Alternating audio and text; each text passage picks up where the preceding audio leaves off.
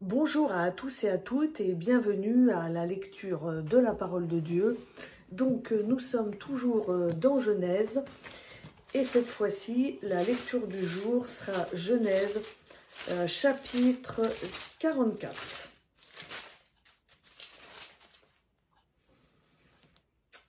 Joseph donna cet ordre à l'intendant de sa maison. Remplis de vivres les besaces de ces gens, autant qu'ils en pourront porter, et mets l'argent de chacun à l'ouverture de sa besace. Tu mettras aussi ma coupe, la coupe d'argent, à l'ouverture de la besace du petit, avec l'argent de son blé. L'intendant fit ce que Joseph lui avait dit. Le matin, dès qu'il fit jour, on laissa partir ces gens avec leurs ânes. Ils étaient sortis de la ville et n'en étaient guère éloignés lorsque Joseph dit à son intendant « Lève-toi, poursuis ces gens et rattrape-les. Tu leur diras pourquoi avez-vous rendu le mal pour le bien. N'est-ce pas dans cette coupe que boit mon Seigneur et avec elle qu'il devine l'avenir?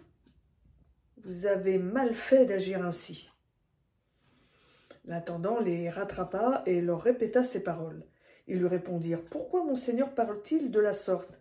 Tes serviteurs ne risquent pas de commettre une telle action.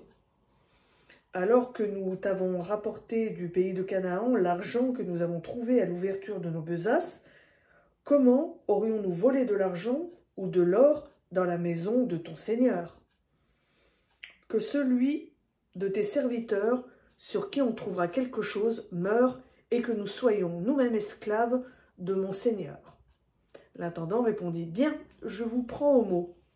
Celui sur qui se trouvera quelque chose sera mon esclave, et vous serez quittes. » Chacun se hâta alors de descendre sa besace à terre et de l'ouvrir. L'intendant les fouilla, commençant par le plus grand et finissant par le plus petit, et la coupe fut trouvée dans la besace de Benjamin. Ils déchirèrent leurs vêtements, chacun rechargea son âne, et ils retournèrent à la ville. Judas et ses frères arrivèrent à la maison de Joseph, où il était encore, et ils tombèrent à terre devant lui. Joseph leur dit « Quelle action avez-vous faite? Ne saviez-vous pas qu'un homme comme moi a le pouvoir de deviner l'avenir ?» Judas répondit « Que dire à mon Seigneur? Comment parler? Comment nous justifier? Dieu a trouvé tes serviteurs en faute. Nous voici esclaves de mon Seigneur, aussi bien nous que celui sur qui la coupe a été trouvée. » Alors Joseph dit « Je ne risque pas d'agir de la sorte. L'homme sur qui la coupe a été trouvée sera mon esclave. Mais vous, remontez en paix vers votre père. » Alors Judas s'approcha de lui et dit « De grâce, mon Seigneur, que ton serviteur puisse adresser la parole à mon Seigneur, et que ta colère ne s'enflamme pas contre ton serviteur, car tu es comme Pharaon. » Mon Seigneur a questionné ses serviteurs en disant « Avez-vous un père ou un frère ?» Nous avons répondu à mon Seigneur « Nous avons un vieux père et un petit frère, enfant de sa vieillesse. Son frère est mort, il est donc le seul qui soit resté de sa mère, et son père l'aime. Tu as dit à tes serviteurs, faites-le descendre vers moi, et que je le voie de mes propres yeux.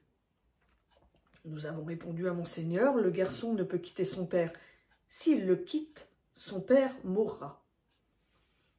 Tu as dit à tes serviteurs, si votre petit frère ne descend pas avec vous, vous ne reverrez plus mon visage. Lorsque nous sommes remontés auprès de ton serviteur, mon père, nous lui avons rapporté les paroles de mon Seigneur. Notre père a dit, retournez acheter-nous un peu de vivres. Nous avons répondu, nous ne pouvons pas descendre, mais si notre petit frère est avec nous, nous descendrons, car nous ne pouvons pas voir le visage de cet homme, à moins que notre petit frère ne soit avec nous. Ton serviteur, notre père, nous a dit, vous savez que ma femme m'avait enfanté 2 fils. L'un est parti de chez moi, je pense qu'il a sans doute été mis en pièces, car je ne l'ai pas revu jusqu'à présent. Si vous me prenez encore celui-ci, et qu'il lui arrive un accident, c'est dans le malheur que vous ferez descendre mes cheveux blancs au séjour des morts. Maintenant, si je reviens auprès de ton serviteur mon père, et si le garçon n'est pas avec nous, comme son âme est attachée à la sienne, il mourra en voyant que le garçon n'est pas là. Tes serviteurs ont fait descendre avec douleur dans le séjour des morts les cheveux blancs de ton serviteur, notre père. Car ton serviteur s'est porté garant pour le garçon en disant à mon père, « Si je ne le ramène pas auprès de toi, je serai pour toujours coupable envers mon père. » Maintenant, je t'en prie que ton serviteur reste à la place du garçon comme esclave de mon seigneur et que le garçon remonte avec ses frères. Comment pourrais-je remonter auprès de mon père si le garçon n'est point avec moi? Ah, que mon regard ne s'arrête pas sur le malheur qui atteindra mon père. »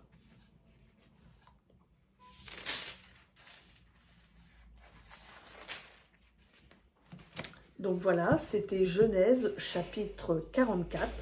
Je vous souhaite à tous et à toutes une bonne journée et à bientôt sur Elolam.